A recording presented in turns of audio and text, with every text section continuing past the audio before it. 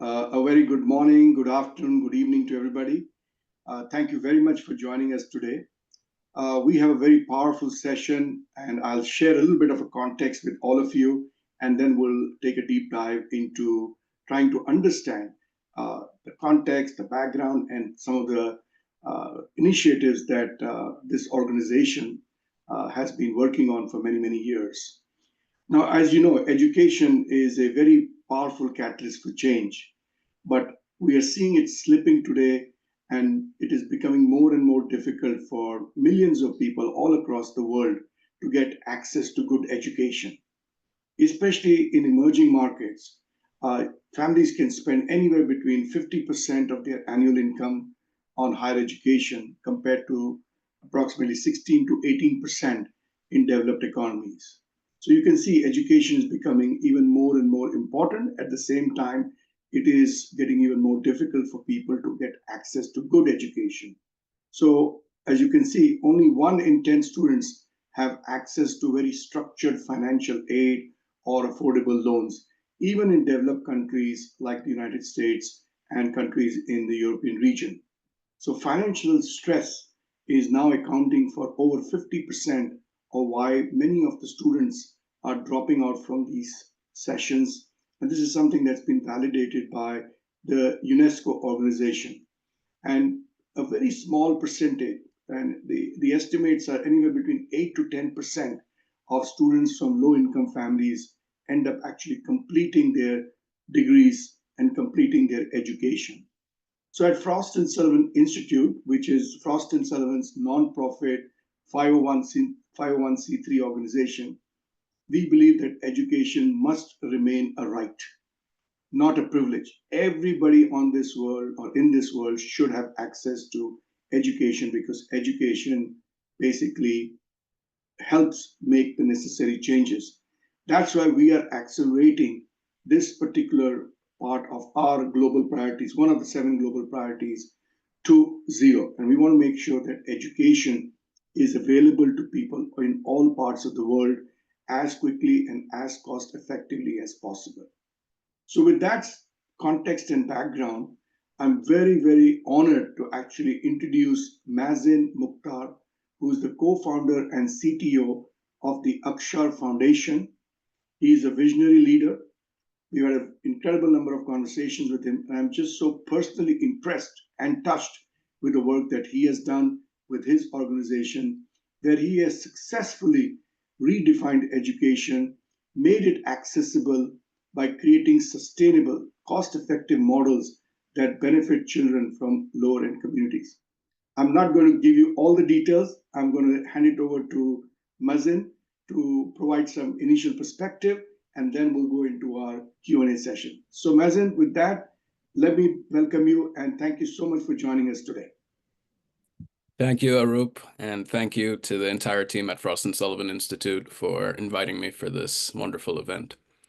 I just want to start by giving a brief overview of our work.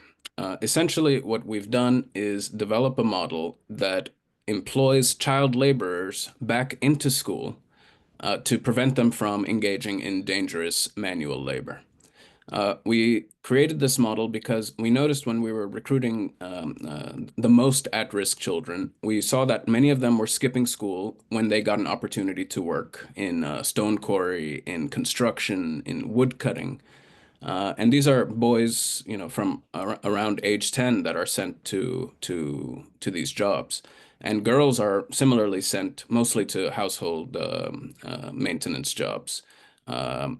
So what we did was try to convince the parents, send your kids to school instead, and they can generate some revenue by coming to school. And we call that learning and earning.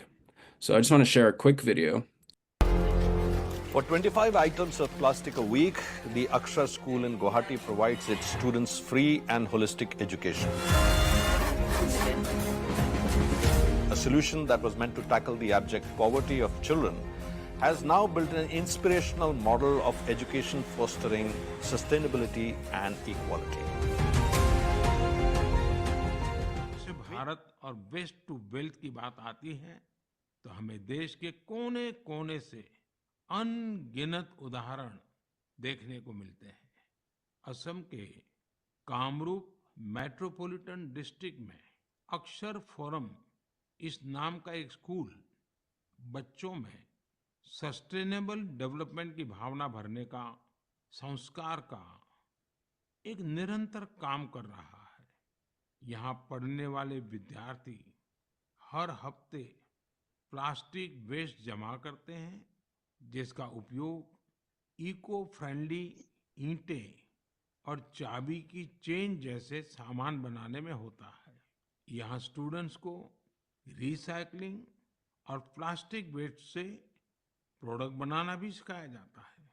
कम आयु में ही पर्यावरण के प्रति ये जागरूकता इन बच्चों को देश का एक कर्तव्यनिष्ठ नागरिक बनाने में बहुत मदद करेगी। To you a story about a unique school on the outskirts of Guwahati that is bringing in a paradigm shift in how schools are run.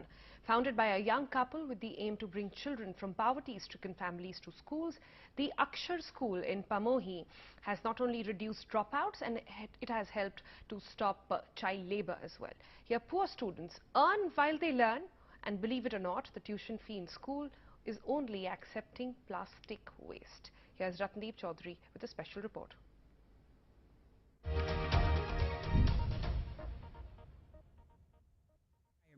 Akshar Forum School is now mandating that students pay for tuition in plastic waste.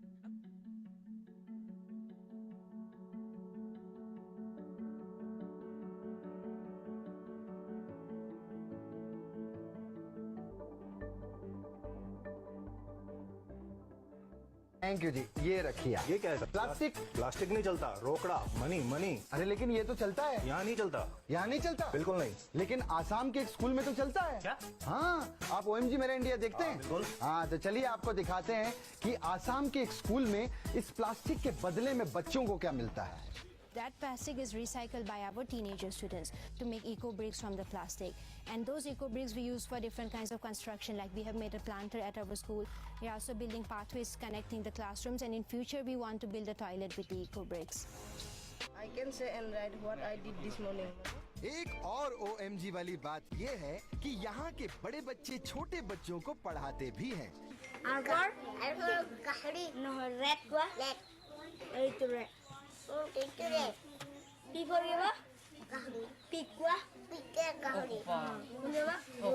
Assamese marriage.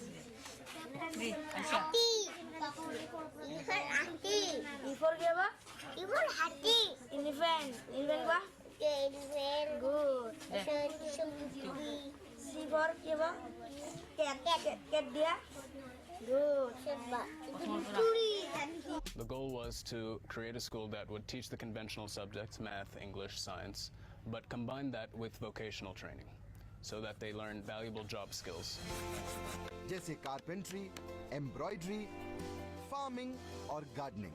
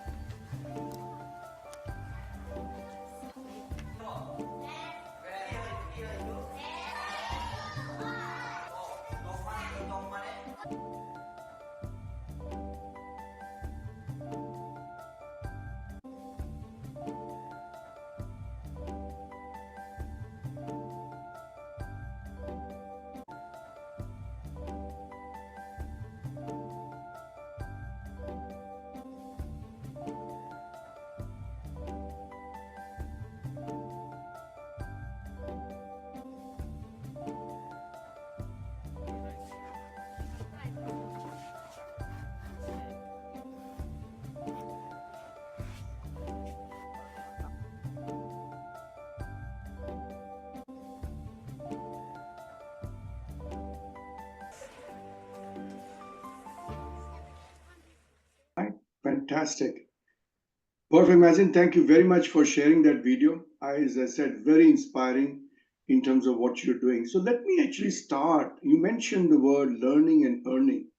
So can you share a little bit about what does learning and earning model look like at Akshar Foundation? And from your perspective, why is it so effective?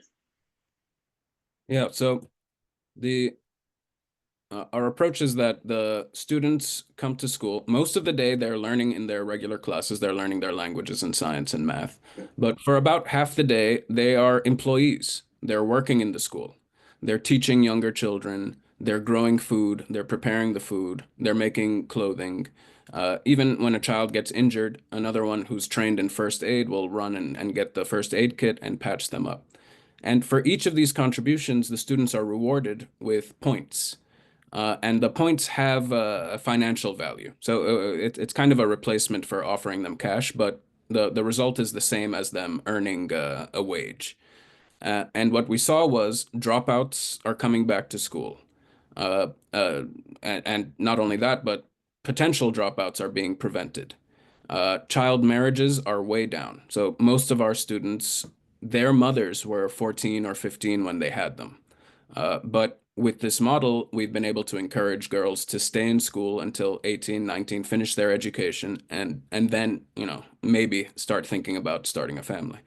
So what we've discovered is that education systems seem to be devised around a collectivist kind of framework that's focused more on sharing and treating all the children as a batch style approach, so treating all the children as the same. Whereas we've kind of shifted into what you could say is more of a capitalist framework. And we believe that's necessary because these children are living in a capitalist society. Even if they have free education, they can't necessarily afford the luxury of skipping work and coming to school.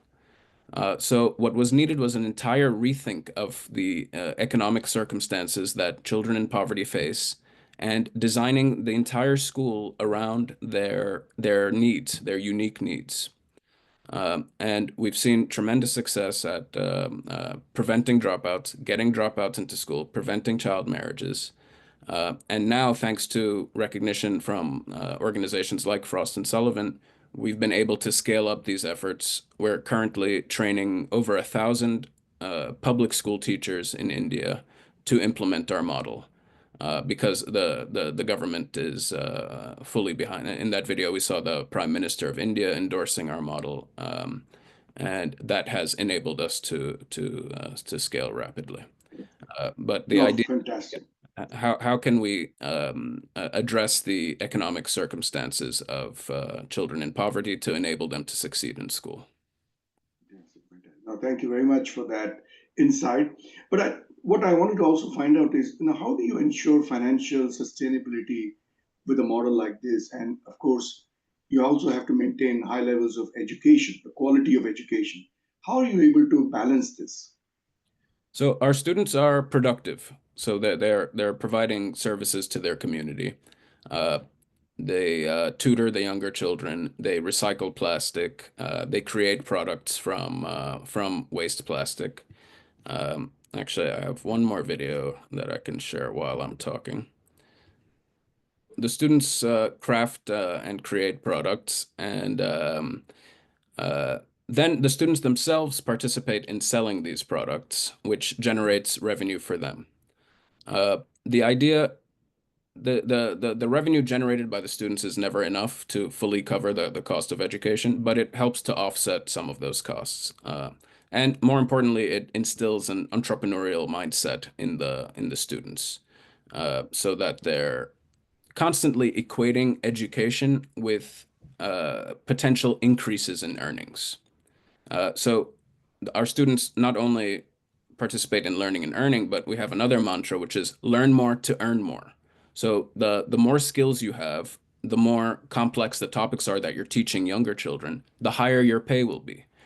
So they learn that if I study hard and work hard, my income will increase, my earning power will increase, my ability to provide for my family will increase. And that's a powerful motivator for them. But yeah, the products and the services that the students generate helps to offset some of the cost. So this is classroom furniture made by students using waste plastic and wood that they've created, and that helps to bring in revenue for themselves and for the school. Oh yeah, that's one of the only ways you can financially make it sustainable. But from a technology platform standpoint, are you using any technologies? Are these technology platforms able to lower the cost of education and, of course, also make it accessible? So, how are you leveraging these technology platforms, and can they be leveraged to make it more accessible and affordable in terms of education? Yes, so technology has been a huge enabler for us. Part of our model is that we assess each child individually and meet their needs individually. So children in poverty, you'll often find kids who are 13, 14 years old, and they're nowhere near to their grade level. So they don't even know the alphabet, they don't know basic arithmetic. So the challenge became, how can we provide a customized learning experience for, a vast number of children? And the only way that's been enabled is through the use of technology. So we have a proprietary software that we've developed where each child can log into a tablet and the tablet knows their individual level. So, you need math, you need to learn addition. In English, you're still learning how to read three-letter words. In Assamese, or whatever local language they're learning, they might be at a higher level. So technology is definitely the key to providing a customized learning experience to the students. One challenge with that has been that we've had to develop software in the local language. So most of the technology resources available are in English, but our approach requires that for primary education, the focus should be on the mother tongue of the children. Otherwise, education becomes an alienating kind of experience for them where, that's often the case in developing countries where the English language is associated with learning and education. But we're trying to change that. And the technology is getting to the point where it can incorporate, the thousands of various local languages that are there in the world. Absolutely. And as you know, with AI, there are so many more things that are going to become possible, right? So even though you speak in one native language, but the translations can allow you to communicate with a much broader audience. So that, I think, technology will certainly be a big catalyst to drive education all around the world. But from your perspective, having pioneered this sustainable model, obviously there are some misconceptions that exist and are prevailing in the system. From your perspective, what are some of those biggest misconceptions on alternate financing, and how can we change this mindset of people more towards sustainable models? How do we take this message, the pioneering work that you've done, and get it across to more and more people in the world? So I think one of the biggest misconceptions is that if education is freely available, then all the children in poverty will be able to access it. But what we found is even if there is access to good quality education, there are still barriers for those children to attend school every day. And what we believe is that it needs to go further than providing free education or low cost education. There needs to be employment opportunities in the school. There also needs to be a clear, what we call a school to career pipeline. So children and parents need to see that there's a pathway for every child to secure a high skilled profession. The way the education landscape works right now is essentially K through 12 is a protracted college admission process. So the entire system is designed to identify and channel the children who are going to university, which in the US is only about 1/3. In India, it's less than 10% who are going to institutions of higher learning. So what we need to see is a focus on that 90% who may not be, becoming doctors and lawyers, but our belief is that society needs all kinds of technical skills, all kinds of people, whether they're carpenters or ambulance drivers or electricians or plumbers, that are rich, rewarding, high-skilled professions, but that don't get the respect that they deserve. So our feeling is there needs to be more of an emphasis on vocational training, um, uh, kind of a return to an apprenticeship style education where we're bringing in expert craftspeople, skilled technicians. In Mumbai, we're training students in henna, the art of henna and cosmetology, which is can be a lucrative profession for many students. So we need to shift our mindset, recognize the harsh economic realities that children in poverty face, and rethink how we structure schools to incorporate them. No, I completely agree. In fact, if you go to all major cities in the world and look for some of these basic skills, but very important skills, like you said, plumbing, masonry work, carpentry work, it's very difficult to get good, talented, skilled labor for that. And I think I completely agree to get population across the world, masses to be employed, gainfully employed, having schools that can or institutes that can provide that can be very, very powerful in my opinion. So I think point very well made, and I hope the audience that is listening to this conversation today hope participates with us in seeing if there's a way in which we can make that connection happen from what you're doing to what some of them can do, and work with governments worldwide to push this agenda. And some of the most developed countries, including Germany, for example, has a huge focus on skills at the machine shop level. So I can totally understand it. But what always intrigued me, Mazin, was the plastic collection model that your organization started. So besides, of course, education, what else has it achieved? Yeah, sure. So the primary purpose of our recycling activities was initially to create employment opportunities for these at-risk teens. They were teaching the younger kids, but we wanted to give them more hours of work to do. So we started as far as we know, the first school plastic recycling center, where these teens are going out and collecting from homes surrounding the school and from businesses near the school. And then those teens were earning income by recycling the plastic into eco bricks, which the school would use for construction projects. Then we wanted to recruit the parents to participate, segregating their household waste and sending it to school. But when we asked the parents, please send us your plastic for recycling, they didn't do it. The common the habits in Indian villages and cities, unfortunately, is to just discard your plastic where you're standing. You finish a packet of chips, you drop it on the ground. Every few days, somebody sweeps up a pile of the waste and lights it on fire. And we saw that in the winter, our students were huddling around garbage fires to get some warmth, and often complaining the next day of headaches and harms caused by the fumes from inhaling this trash. So when we asked the parents to participate out of a sense of responsibility, they didn't do so. So until that point, the school was free. We told them, look, now the school's not going to be free anymore. You have to pay for the school bus, you have to pay for uniforms, you have to pay for all of that. And you can pay with cash or you can pay with your household plastic. And immediately overnight, we got 100% compliance. 100% of the parents were segregating waste to send it. And the message we wanted to send is that this plastic waste has value. It's a valuable commodity. It's not something that should be discarded into rivers or burned in front of the house.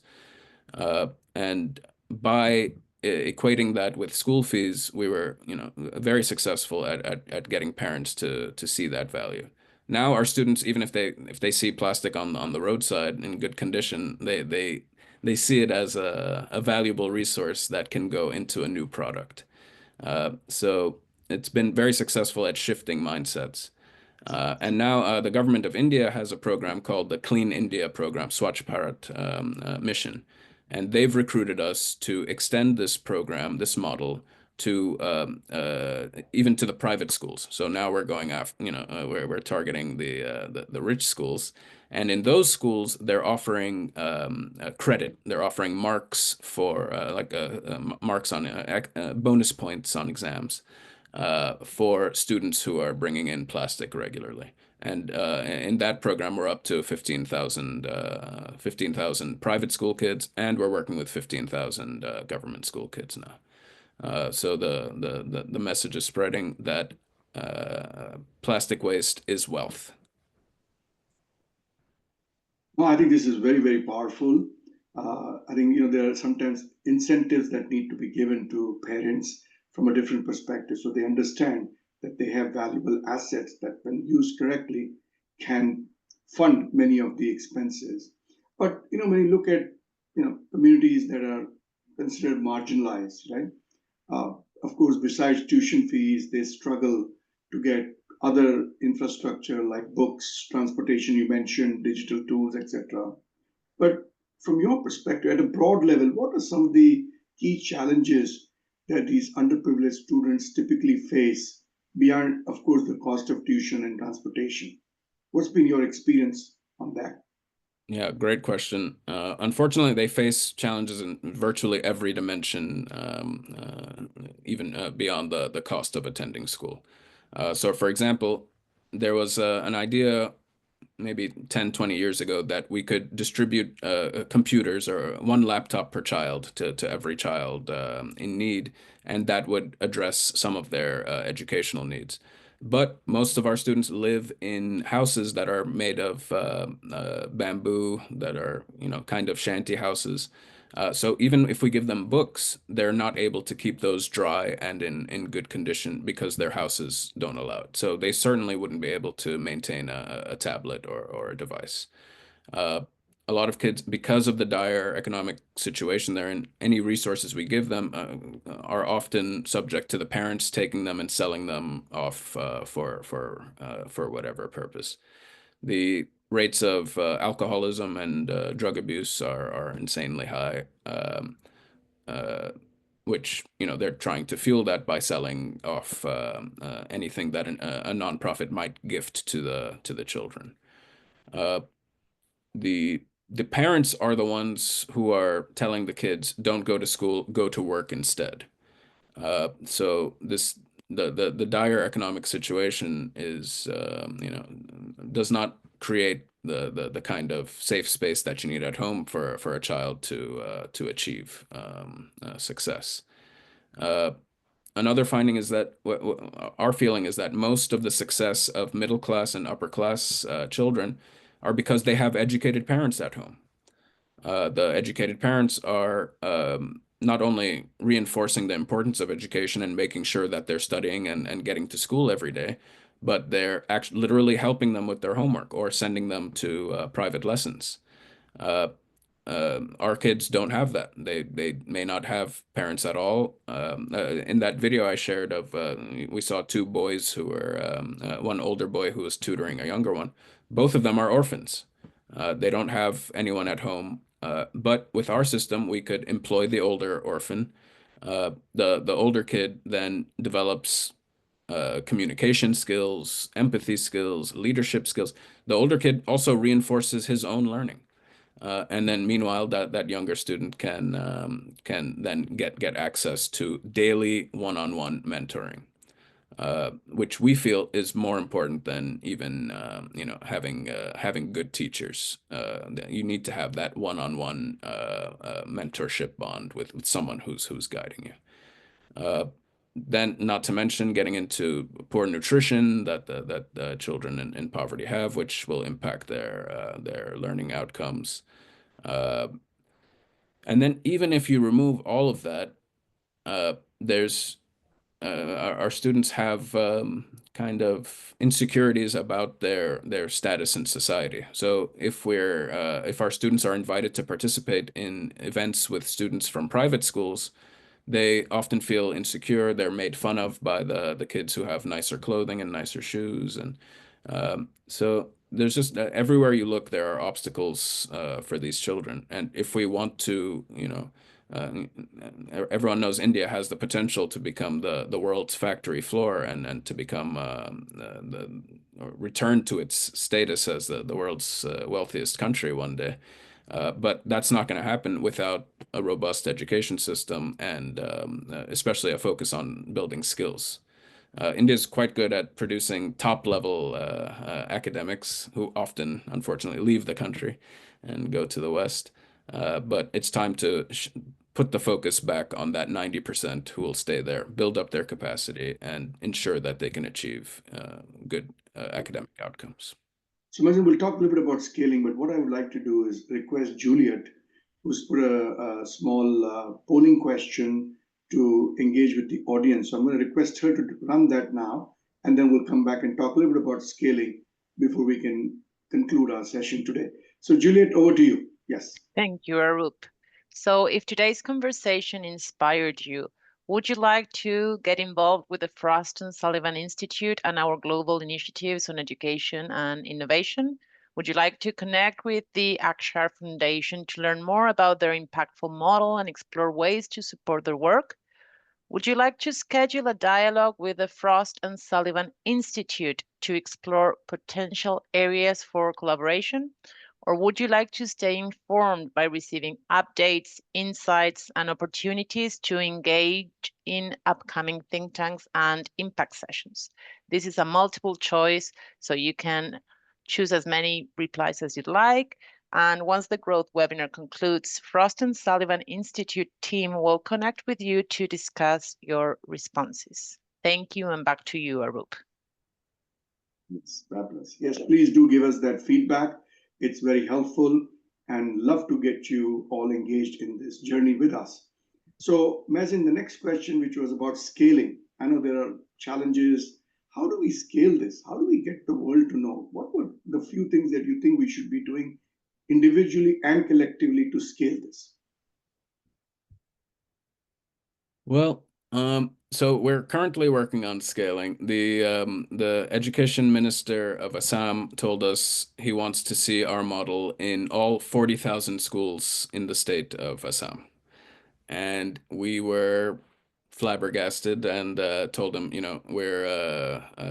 we have a team of 200 members now, and we've reached 200 members from 50 members just in the last year or two, so we've expanded rapidly. Now the state of Assam has 200,000 teachers on employ. So how can any nonprofit actually achieve scale at training all of those? The way we work now is we send our teams to work in the schools and to train the teachers. We bring tablets and computers and printers and show the teachers how to track individual students' progress, how to coordinate the vocational training, the plastic collection, the peer learning where the older kids are teaching the younger kids.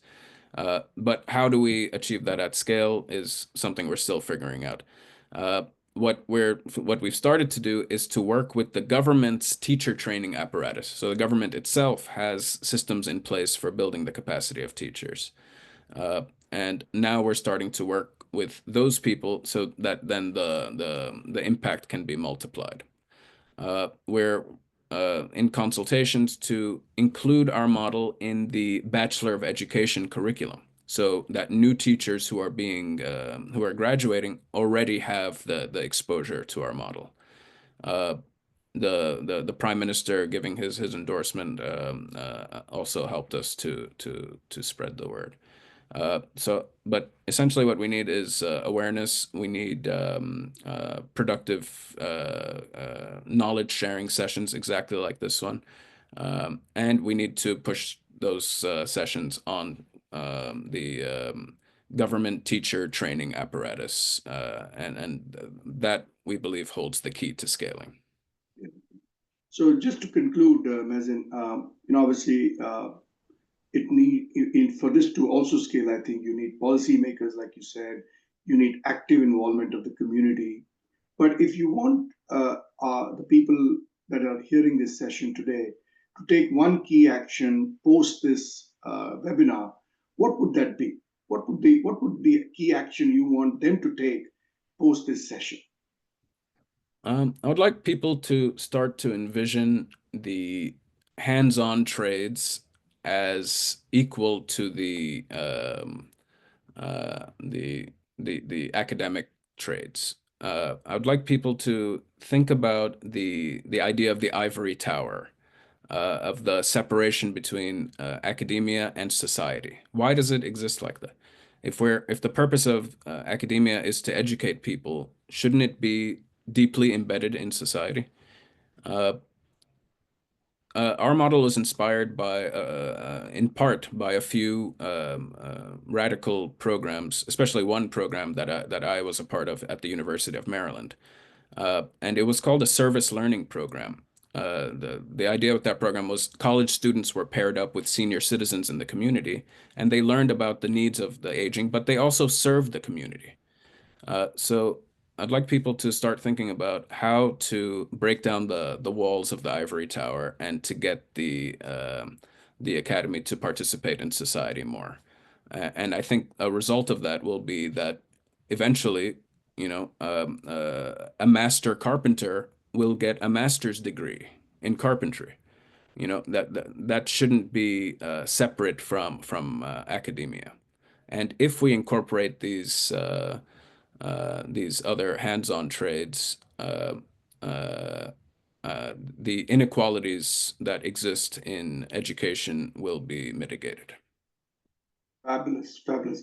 I know this is such an exhaustive topic. It's massive in its scope because education touches, like you said, every country in the world, and everybody is keen to make sure that educated workforce, educated citizens are a lot more valuable in terms of their contribution. I know we are short of time, Mazin. One more thing I wanted to add. Sure, If please, anyone wants to directly participate, we have had Good Samaritans who have been essential in our scaling up. And what they've done is set up meetings for us with local government officials. They learn about our model. They say, I want to see this model implemented locally. And they, set up the meetings to make that happen. So that's something people can always do. And that has enabled our scaling into multiple states in India now. Fantastic. So I think that's fabulous. I'll encourage everybody on the call to come join us on this journey. Let's come together, because I think when we work together, we can make a small dent in the universe, is the way I look at it. So thank you very much, Mazin. Once again, I really appreciate all your help and support. I wish you the very best, and I wish all the members of the audience the very best as well.